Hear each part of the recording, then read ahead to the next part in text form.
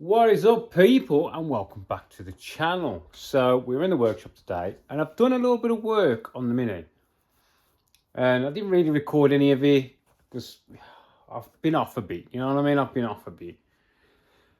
So the brakes still haven't been collected. They were supposed to pick them up Monday. They haven't been collected, but I've left this one on. So the updates. Oh, we have my tank back from Price Engineering. So what I got him to do was, this was a push fit, so now it's AN8.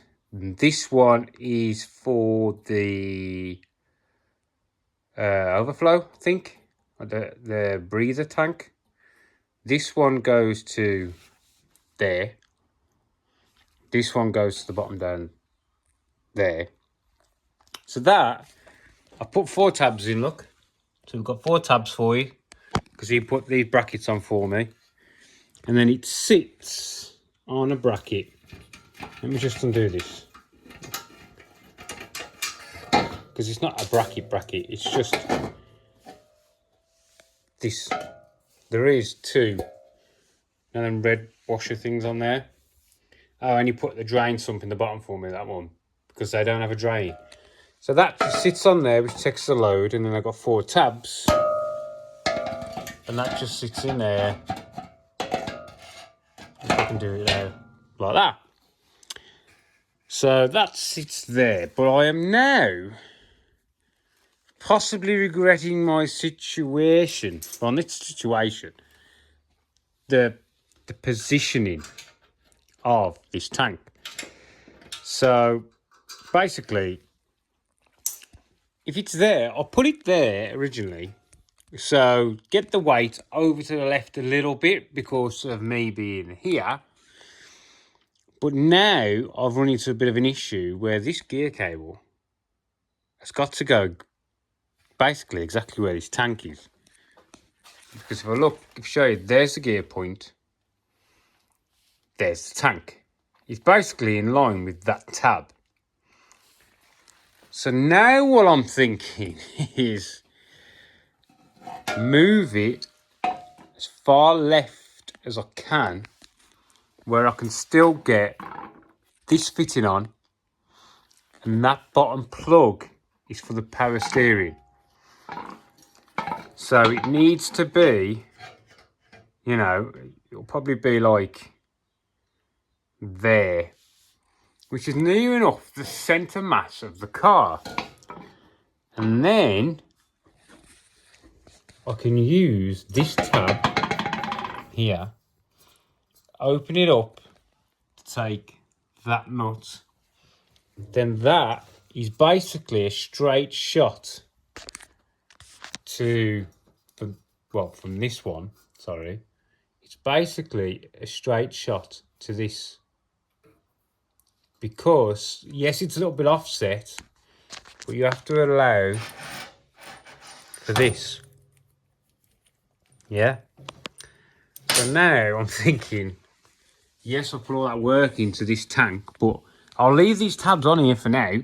There might be something else that can go on there. Like, I've got to fit my reservoir. I could put my reservoir there. I don't know. I could put something there. So that's not the end of the world.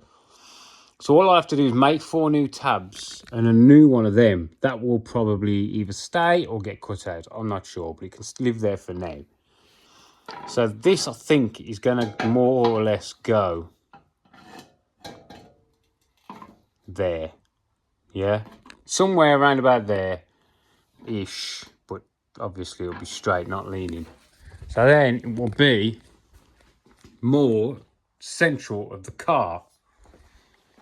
And then this fitting there, that fitting there is the one that has to go onto this fitting here.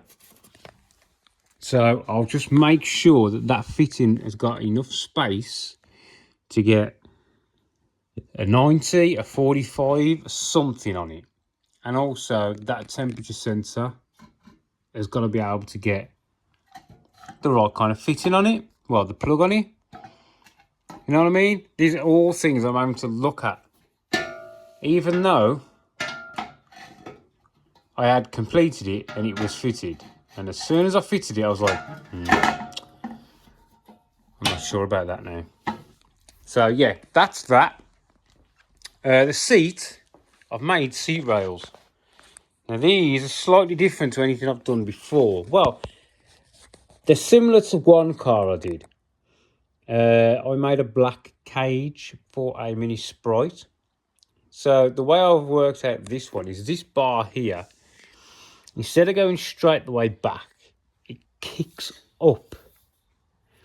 Now that should help this point from deflecting up and down because it's got an up. With that much length, it could flex. So I've come up and we are getting tied in right in this middle of this joint here, nice and strong. And then there's just two little bars here, two little bars there, but you'll see she's adjustable. Now these are top end, these are Cobra rails. These are quite a lot of money. And we run these in a few of our cars, the endurance cars. These are old Cobra mounts, but I've got some aluminium ones here, which we've run before. They're thicker than the steel, but lighter than the steel, if you get me. But yeah, so instead of making the pedal box adjustable, the seat's adjustable.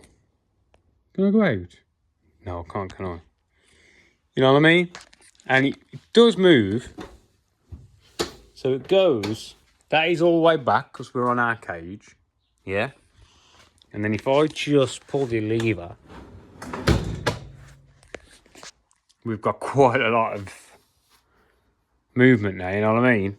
So the seat can move an awful lot closer.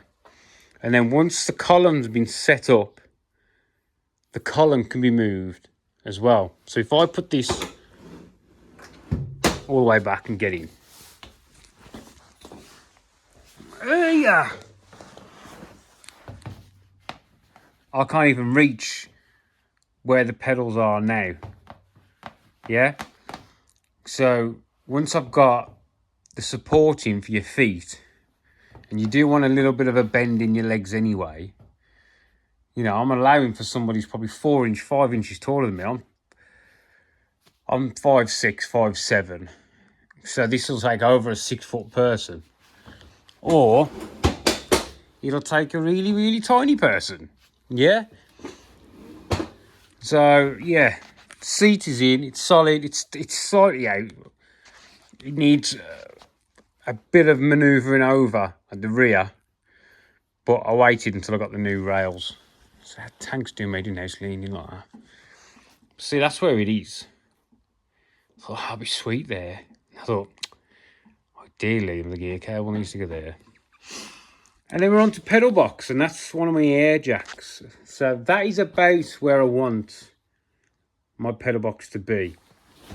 It's just about right. Normally what you'll do is you'll sit in the seat, put your legs forward, and you have one on the brake and one on the clutch.